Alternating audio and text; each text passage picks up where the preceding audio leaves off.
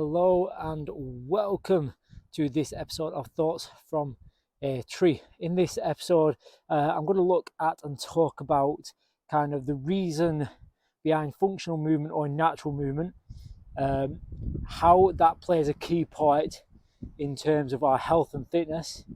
We're going to look at kind of almost like bang for buck, why choosing natural or functional fitness is the better approach, because it covers more ground in the sessions than a lot of other ways within the fitness industry do. Kind of the kind of main subject around this would be kind of this, almost, if you remember the born to run kind of thing, looking at ReBorn to run.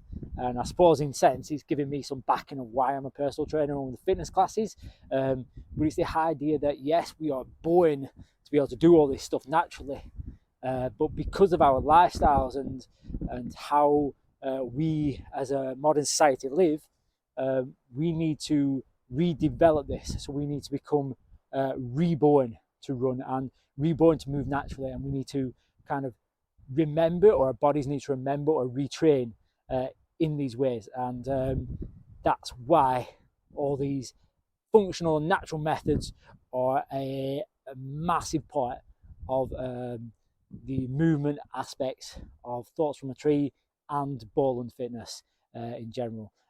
So enjoy the rest of this, including videos of some of the exercises that I love doing and that are a big part of both mine and the classes and personal training that I'm currently doing, but we'll discuss a lot of others as well as we go through this video. Enjoy.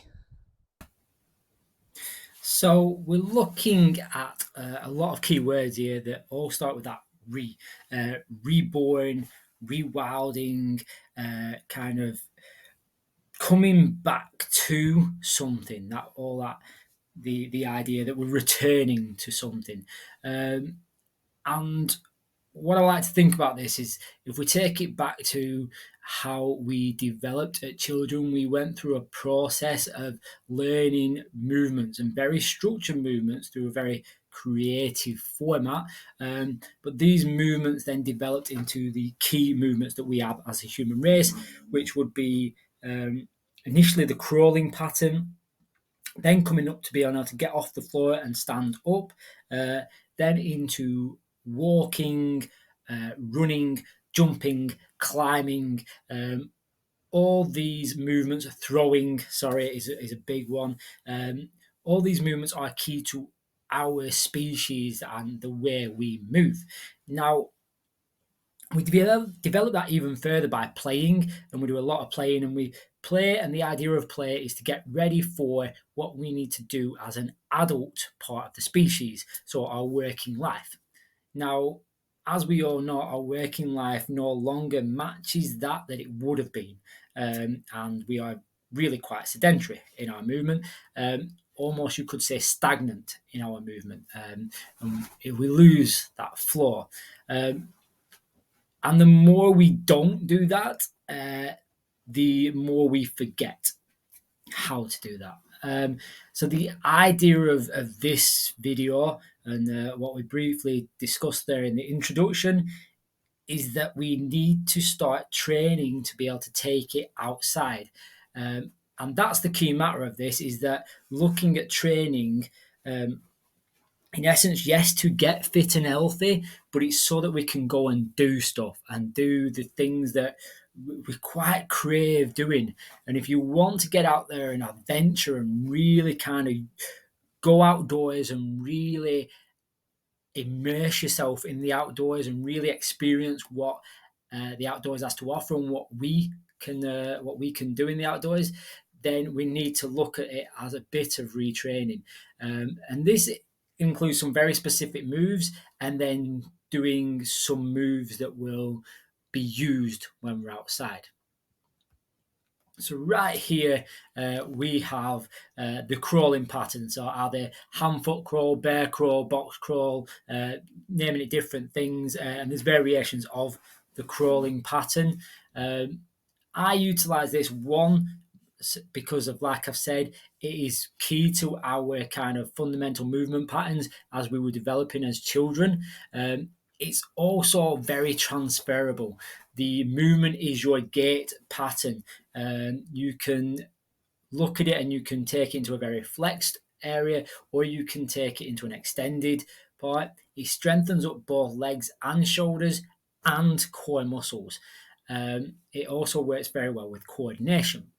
Now, this is key when we go outside because we want to be able to move in coordinated patterns, sometimes at speed, whilst we're exploring different things. Here is a bit more of what I would suggest is a functional pattern rather than a natural pattern. So the reason I'm saying this, that yes, the pattern is natural, but what we're doing here is more functional. So it's not something you're going to be necessarily doing when you're outside moving around in nature.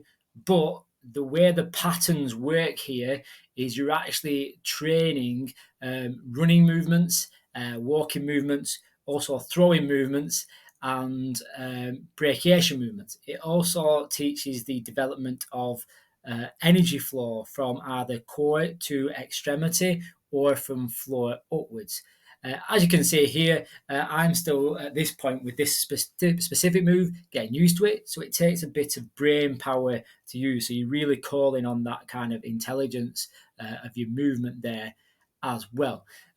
Rope flow is one of those things that I've really enjoyed getting into recently, and I now use it quite often with a lot of my clients to retrain certain movement patterns that will then make them better at the natural movements. Now, if we're looking at the natural movements, then we could kind of sum them down or break them down into a few specific ones. So it would be kind of hanging, pushing up off the floor, or pushing something, lifting something, walking/running, so traveling, and jumping. Now, I would say every other movement beyond that is something that can develop into that. So, say squatting is a brilliant sitting movement, but it's not necessarily a movement that we need to be strong in, so used as a strength training. Same with a lunge, fantastic movement for training, training for natural movement, but in itself is functional. So it's not necessarily something that you would massively need to do as a structured lunge. You might need to find those areas when you're out and about, but chances are you'll be moving in a more flowing style, like the bear crawl that we showed earlier. One of the key things that I think is missing for most people, and especially when we go outside, is that most people can walk and do a format of kind of hip extension and produce a bit of a jump or something similar to a jump, but actually getting off the ground and onto something, so climbing, is something that people miss out. And it's this brachiation, or this ability to swing and hold and move whilst hanging, and being able to pull up and have that strength, is something that should be trained and that can be trained, so that when you get outdoors, it's usable. So whether it's on a tree or a wall, it's doable. And we can utilize things like the pull-ups and the rings. We can scale it up, scale it down, make it so that you're getting stronger, especially where your body needs to get stronger. So when it goes outside, it can safely adventure in the way it wants to adventure. And we do all these movements indoors so that we can get outside and pretty much go for it. So when we're outside, we can run, and then when a tree's there, an obstacle's there, we can get up into that tree and clearly see the enjoyment that is there.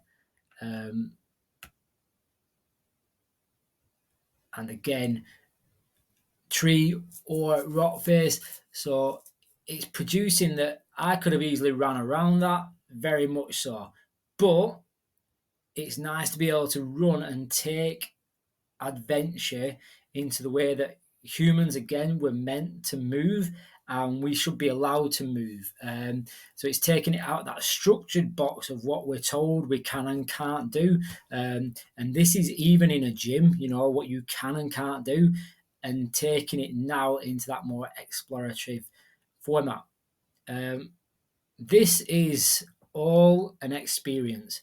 All fitness, all movement, all health is an experience and should be treated that way. So when we're in the gym and we're kind of working on those structured moves that are very functional to take us outside, that's an experience building us towards getting outside and really compounding those movements so we can make them natural and we can start to adapt. That's when the experience heightens. So we take it to that next level and we start to use those movements outside, still developing them, still training them, becoming more and more confident that once you are out on a true adventure, you can really go for it and you can really start to explore and